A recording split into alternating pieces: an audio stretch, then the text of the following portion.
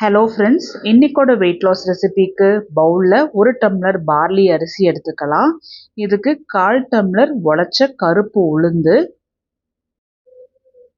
1/4 tumbler பாசிப்பருப்பு. So தண்ணி சேர்த்து இது மூணுத்தையுமே 3லேருந்து 4 முறை நல்லா கழுவிட்டு 5லேருந்து 6 மணி நேரம் ஊற வச்சிடலாம்.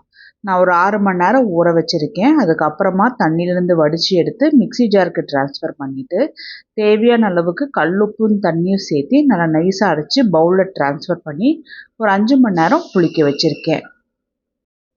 5 மணி நேரத்துக்கு அப்புறம் மாவு நல்லா புளிச்சு வந்திருக்கு. இதில் நல்லா மொறுமொறுன்னு தோசை போட்டுடுக்கலாம். அரிசி மாவு தோசையை தோற்று போகிற அளவுக்கு நல்லா டேஸ்ட்டாகவும் இருக்கும், நல்லா மொறுமொறுப்பாகவும் இருக்கும். இது அரிசி சேர்க்காமல் செஞ்சுருக்கோம். இது வெயிட் லாஸ் பண்ணுறவங்க, வெயிட் மேனேஜ் பண்ணுறவங்க, சுகர் இருக்கிறவங்களுக்குலாம் யூஸ்ஃபுல்லாக இருக்கும்.